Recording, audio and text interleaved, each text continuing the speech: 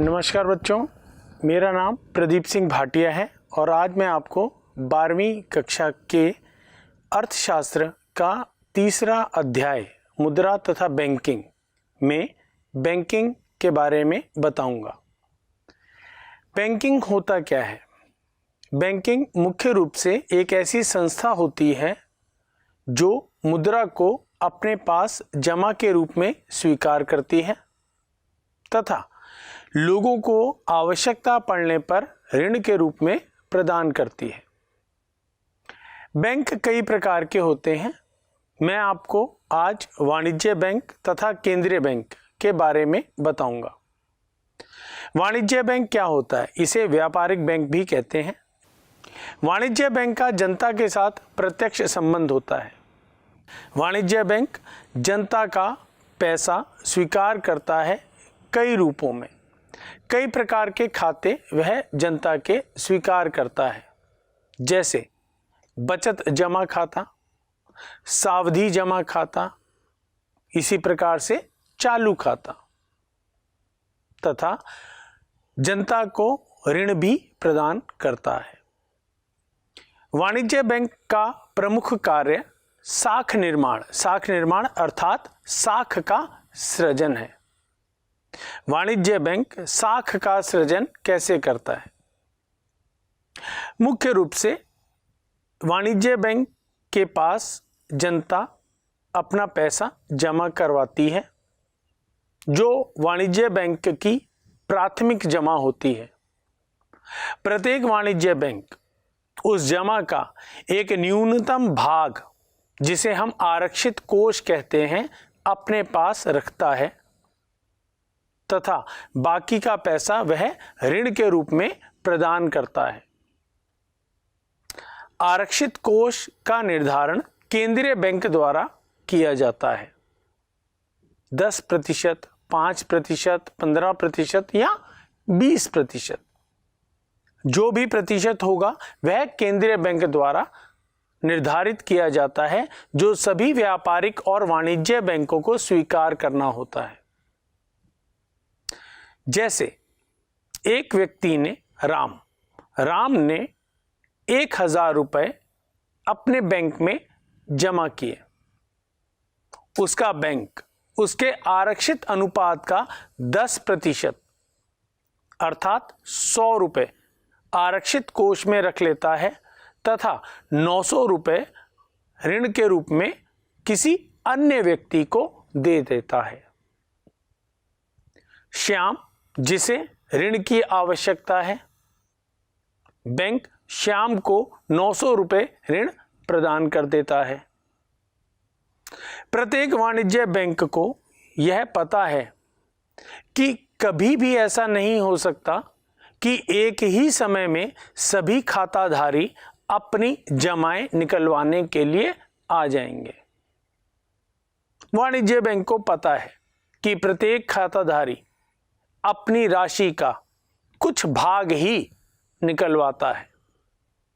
इसीलिए वाणिज्य बैंक एक आरक्षित कोष अपने पास रखता है। बैंक ने श्याम को 900 रुपए का ऋण प्रदान किया। वाणिज्य बैंक कभी भी किसी ग्राहक को नकद के रूप में ऋण नहीं देता। वाणिज्य बैंक उस ऋणी का अपने यहां खाता खोलता है तथा उसके खाते में ऋण की राशि जमा करवा देता है। उसके पश्चात ऋणी उस राशि को चेक के द्वारा वाणिज्य बैंक अर्थात अपने बैंक से निकलवा सकता है। यहां हमने देखा कि राम ने 1000 रुपए अपने बैंक में जमा किए। उसके बैंक ने 10% राशि अपने पास आरक्षित कोष में रखी तथा 900 रुपए ऋण श्याम को प्रदान किया। यह 900 रुपए श्याम के बैंक की जमाओं के रूप में स्वीकार की जाती है। इसी प्रकार श्याम का बैंक 10% राशि अर्थात 900 रुपए का 90 रुपए, 900 रुपए का 10% अर्थात 90 रुपए आरक्षित कोष में रख लेता है तथा 810 रुपए वह किसी तीसरे व्यक्ति, मान लीजिए घनश्याम, को प्रदान कर देता है। इस अवस्था में हमने देखा कि केवल 3 चरणों में वाणिज्य बैंक ने कितना साख का सृजन किया। केवल 2 चरण में केंद्रीय बैंक की 1900 रुपए की साख सृजन शक्ति हुई। उस 1900 रुपए में 810 रुपए आप और जोड़ लीजिए तो 2710 रुपए का साख सृजन हुआ। यह चरण लगातार चलता रहता है और अंत में साख का बहुत अधिक सृजन होता है, अर्थात मुद्रा का सृजन होता है। अब मैं आपको इसे एक उदाहरण के द्वारा समझाता हूं। यहां पर 4 कॉलम है। प्रथम चरण, जिसमें एक व्यक्ति ने बैंक में 1000 रुपए जमा किए। मान लीजिए आरक्षित अनुपात 10% है, तो व्यापारिक बैंक उस 1000 का 10% अर्थात 100 रुपए आरक्षित कोष में रख देता है तथा 900 रुपए ऋण। यह 900 रुपए उस व्यक्ति को दिए जाते हैं जिस व्यक्ति को ऋण की आवश्यकता है। यह 900 रुपए दूसरे चरण में जमा के रूप में किसी अन्य बैंक द्वारा स्वीकार किए जाता है। दूसरे चरण में इस 900 का 10% अर्थात 90 रुपए आरक्षित कोष वाले कॉलम में आता है तथा 810 रुपए ऋण के कॉलम में आता है। और यह 810 रुपए किसी तीसरे व्यक्ति को ऋण के रूप में प्रदान किए जाते हैं जो किसी तीसरे बैंक के लिए जमा के रूप में स्वीकार किया जाता है। इस प्रकार कई चरणों के पश्चात आप देखेंगे तो कुल मुद्रा अर्थात साख का सृजन 10,000 रुपए हुआ। साख सृजन का बीजगणितीय एक फॉर्मूला होता है, प्राथमिक जमा गुणा 1, जिसे हम विभाजित करते हैं आरक्षित अनुपात से। प्राथमिक जमा अर्थात सबसे पहला धन जो वाणिज्य बैंक में जमा के रूप में दिया गया, जिसकी राशि 1000 रुपए थी, अर्थात 1000 गुणा 1 विभाजित कर देते हैं 10%, क्योंकि आरक्षित अनुपात 10% है। इसका हल करने पर हमें 10,000 रुपए प्राप्त होता है। तो निष्कर्ष यह निकला कि केवल 1000 रुपया वाणिज्य बैंक में जमा के रूप में देने पर अंत में वाणिज्य बैंक द्वारा साख का सृजन 10,000 रुपए के समान किया जाता है। परंतु इसकी भी कुछ सीमाएं हैं। मान लीजिए यदि आरक्षित अनुपात 10% की जगह 20% हो, तो इसका अभिप्राय यह है कि पहले वाणिज्य बैंक 10% आरक्षित कोष में रखकर 90% ऋण के रूप में किसी अन्य व्यक्ति को देता था, परंतु अब आरक्षित अनुपात 20% होने पर केवल 80% ही ऋण वह अन्य व्यक्ति को दे पाएगा। अर्थात ऋण की राशि अन्य व्यक्ति को जितनी कम मिलेगी, साख का सृजन उतना ही कम होगा। दूसरी सीमा यह है, यदि प्राथमिक जमा 1000 रुपए के स्थान पर 500 रुपए होती है तो साख का सृजन घट जाएगा। यह साख सृजन की प्रमुख रूप से 2 सीमाएं हैं। इसके अतिरिक्त कई अन्य सीमाएं भी होती हैं। वाणिज्य बैंक का यह महत्वपूर्ण कार्य होता है। अगला मैं आपको केंद्रीय बैंक के बारे में बताऊंगा। केंद्रीय बैंक किसी भी देश का सर्वोच्च बैंक होता है, अर्थात सबसे बड़ा बैंक। प्रत्येक देश का एक ही केंद्रीय बैंक होता है। भारत का केंद्रीय बैंक है भारतीय रिजर्व बैंक। यह भारत का केंद्रीय बैंक है। केंद्रीय बैंक के भी कई कार्य होते हैं। केंद्रीय बैंक का सबसे प्रमुख महत्वपूर्ण कार्य होता है नोट निर्गमन, अर्थात नोट निर्गमन का पूर्ण अधिकार, एकाधिकार केंद्रीय बैंक के पास होता है तथा यह नोट केंद्रीय बैंक की देयताओं के रूप में होता है। देयताएं अर्थात दायित्व के रूप में होता है। आपने देखा होगा प्रत्येक नोट पर लिखा हुआ होता है कि मैं धारक को 10 रुपए अदा करने का वचन देता हूं। इसका अभिप्राय यह हुआ कि यह केंद्रीय बैंक के लिए एक देयता दायित्व है। केंद्रीय बैंक का यह सबसे महत्वपूर्ण कार्य होता है। दूसरा कार्य सरकार का बैंकर, एजेंट तथा परामर्शदाता। केंद्रीय बैंक सरकार के बैंकर के रूप में सरकार की ओर से कई प्रकार की मुद्राओं को स्वीकार करता है तथा अन्य क्षेत्रों को उनका भुगतान भी करता है। केंद्रीय बैंक सरकार के लिए बिल्कुल उसी प्रकार से कार्य करता है जैसे एक वाणिज्य बैंक जनता के लिए। यह सरकार के लिए बैंकर का काम करता है।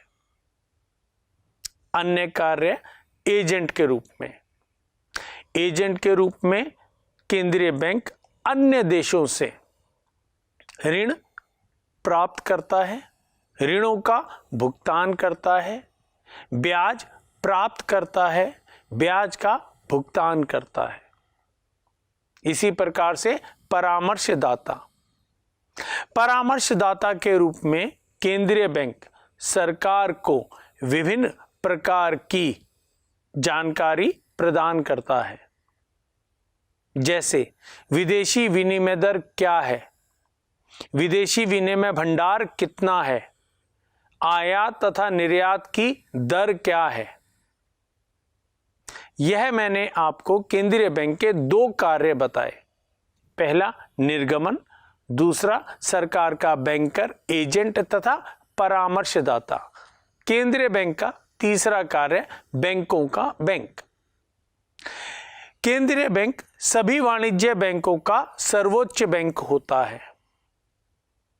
केंद्रीय बैंक वाणिज्य बैंक के साथ भी उसी प्रकार से कार्य करता है जैसे एक वाणिज्य बैंक जनता के साथ। आवश्यकता पड़ने पर केंद्रीय बैंक वाणिज्य बैंक को अल्पकालीन या दीर्घकालीन ऋण प्रदान करता है। केंद्रीय बैंक वाणिज्य बैंकों के आरक्षित कोषों को अपने पास स्वीकार करता है और उन आरक्षित कोषों को वाणिज्य बैंक को ही आवश्यकता पड़ने पर ऋण के रूप में प्रदान भी करता है। केंद्रीय बैंक का अन्य कार्य अंतिम ऋणदाता, अर्थात किसी भी देश में केंद्रीय बैंक अंतिम ऋणदाता के रूप में कार्य करता है। यह एक ऐसा अंतिम क्षेत्र होता है जो वाणिज्य बैंक या सरकार को ऋण प्रदान करता है। केंद्रीय बैंक का अन्य कार्य साख का नियंत्रण, अर्थात एक अर्थव्यवस्था में साख या मुद्रा का पूर्ण नियंत्रण केंद्रीय बैंक के हाथ में होता है। मुद्रा का अर्थव्यवस्था में विस्तार करना है या संकुचन करना है, उसके लिए केंद्रीय बैंक द्वारा कई प्रकार की नीतियां बनाई जाती हैं। इस नीति को मौद्रिक नीति कहते हैं। अब तक मैंने आपको केंद्रीय बैंक के कार्य बताए कि केंद्रीय बैंक क्या कार्य करता है एक अर्थव्यवस्था में। अगला, केंद्रीय बैंक की साख नियंत्रण की नीतियां। केंद्रीय बैंक द्वारा जो नीति बनाई जाती है, अभी मैंने आपको बताया, उसे मौद्रिक नीति कहते हैं। इस नीति के अंतर्गत पहला उपकरण बैंक दर। यह वह दर होती है जिस पर एक केंद्रीय बैंक द्वारा वाणिज्य बैंक को ऋण प्रदान किया जाता है। यदि केंद्रीय बैंक द्वारा यह बैंक दर बढ़ा दी जाती है तो इसका अभिप्राय हुआ कि ऋण महंगा हो गया या साख महंगी हो गई। ऋण महंगा होने पर ऋण की मांग कम हो जाती है। ऋण की मांग कम होने पर अर्थव्यवस्था में मुद्रा का संकुचन होता है। इसके विपरीत यदि केंद्रीय बैंक द्वारा बैंक दर कम कर दी जाती है तो इसका अभिप्राय है कि वाणिज्य बैंकों को अब केंद्रीय बैंक से कम दर पर ऋण प्राप्त होगा और वाणिज्य बैंक भी जनता को कम दर पर ऋण प्रदान कर पाएगा। जनता को कम दर पर ऋण प्राप्त होगा, ऋण की मांग बढ़ेगी। ऋण की मांग बढ़ने पर बाजार में वस्तुओं और सेवाओं की मांग भी बढ़ेगी। यह मुद्रा का विस्तार करता है। अन्य उपकरण खुले बाजार की क्रियाएं। इसके अंतर्गत केंद्रीय बैंक द्वारा खुले बाजार में जनता से, सरकार से या वाणिज्य बैंक से प्रतिभूतियों की खरीद तथा बिक्री की जाती है। केंद्रीय बैंक यदि जनता को या वाणिज्य बैंक को अपनी प्रतिभूतियां बेचता है तो उन प्रतिभूतियों के बदले में जनता द्वारा एवं वाणिज्य बैंकों द्वारा भुगतान किया जाता है, जिससे वाणिज्य बैंकों के अपने कोष कम हो जाते हैं। वाणिज्य बैंकों के कोष कम होने पर वाणिज्य बैंकों की ऋण देने की क्षमता भी घट जाती है, जिससे मुद्रा का संकुचन हो जाता है। अर्थात यदि केंद्रीय बैंक द्वारा खुले बाजार में अपनी प्रतिभूतियां बेची जाती हैं तो मुद्रा का संकुचन होता है। यदि केंद्रीय बैंक वाणिज्य बैंकों की प्रतिभूतियों को खरीद लेता है तो उसके बदले में केंद्रीय बैंक द्वारा वाणिज्य बैंकों को जनता को भुगतान के रूप में राशि दी जाती है और वाणिज्य बैंकों के आरक्षित कोष बढ़ जाते हैं।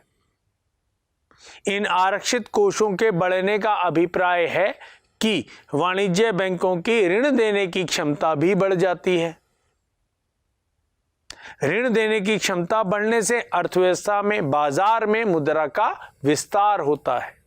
अन्य उपकरण न्यूनतम नकद निधि अनुपात, न्यूनतम आरक्षित अनुपात भी कहते हैं इसे। यह वह न्यूनतम राशि होती है जो प्रत्येक वाणिज्य बैंक को केंद्रीय बैंक के पास आवश्यक रूप से रखनी पड़ती है।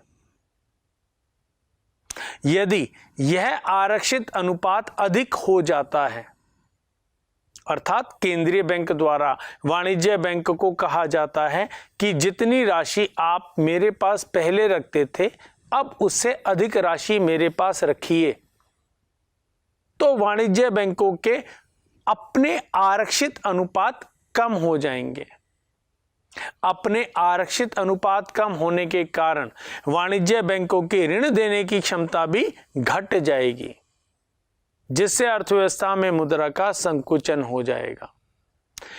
इसके विपरीत यदि केंद्रीय बैंक द्वारा वाणिज्य बैंक को कहा जाता है कि आप न्यूनतम राशि जो कि मेरे पास रखते हैं वह कम रखिए, तो वाणिज्य बैंकों के आरक्षित अनुपात बढ़ जाएंगे। आरक्षित राशि बढ़ने से वाणिज्य बैंकों की ऋण देने की क्षमता भी बढ़ेगी। ऋण देने की क्षमता बढ़ने से अर्थव्यवस्था में, बाजार में मुद्रा का विस्तार होगा। अन्य उपकरण वैधानिक तरलता अनुपात, यह वह न्यूनतम राशि होती है जो प्रत्येक वाणिज्य बैंक को अपने पास रखनी आवश्यक होती है ताकि वह अपने ग्राहकों की आवश्यकताओं को संतुष्ट कर सके, ताकि वह अपने ग्राहकों की आवश्यकता अनुसार उनकी राशि का भुगतान कर सके। जैसा मैंने आपको पहले बताया कि वाणिज्य बैंक साख निर्माण के समय 10% राशि अपने पास रखता है। यह वही वैधानिक तरलता अनुपात होता है। यदि वाणिज्य बैंक अपने पास वैधानिक तरलता अनुपात अधिक रखता है तो इसका अभिप्राय है कि वाणिज्य बैंक द्वारा बाजार में ऋण कम दिया जा सकेगा, जिससे अर्थव्यवस्था और बाजार में मुद्रा का संकुचन हो जाएगा। इसके विपरीत यदि वैधानिक तरलता अनुपात वाणिज्य बैंक द्वारा कम की जाती है तो वाणिज्य बैंकों के पास ऋण देने की राशि अधिक होगी, जिससे अर्थव्यवस्था में मुद्रा का साख का विस्तार होगा। यह उपकरण, यह नीतियां किसी भी केंद्रीय बैंक द्वारा अर्थव्यवस्था की तेजी तथा मंदी को आधार मानकर चलाई जाती हैं। अर्थव्यवस्था में, बाजार में क्या रूप है, बाजार में किस वस्तु की कितनी मांग है, उसे देखते हुए केंद्रीय बैंक द्वारा यह नीतियां समय अनुसार चलाई जाती हैं तथा समय अनुसार इनमें कई प्रकार के बदलाव भी किए जाते हैं। अंत में मैं आपको वाणिज्य बैंक तथा केंद्रीय बैंक में थोड़ा सा अंतर बताता हूं। केंद्रीय बैंक किसी भी अर्थव्यवस्था का सर्वोच्च बैंक होता है, परंतु वाणिज्य बैंक बैंकिंग प्रणाली का केवल एक भाग होता है। केंद्रीय बैंक को मुद्रा निर्गमन का एकाधिकार होता है। वाणिज्य बैंक को इस प्रकार का कोई अधिकार नहीं मिलता। केंद्रीय बैंक का जनता के साथ कोई प्रत्यक्ष संबंध नहीं होता, जबकि वाणिज्य बैंक का जनता के साथ प्रत्यक्ष संबंध होता है। किसी भी अर्थव्यवस्था में केंद्रीय बैंक द्वारा मौद्रिक नीति बनाई जाती है, जबकि वाणिज्य बैंक द्वारा उस मौद्रिक नीति को अपनाया जाता है। केंद्रीय बैंक सरकार के लिए प्रत्यक्ष रूप से कार्य करता है, जबकि एक व्यापारिक बैंक सरकार के लिए केवल तभी कार्य करता है जब केंद्रीय बैंक उसे अधिकार देता है। आज के अध्याय में हमने बैंकिंग के बारे में पढ़ा। मुझे आशा है आपको बहुत अच्छा लगा होगा। नमस्कार।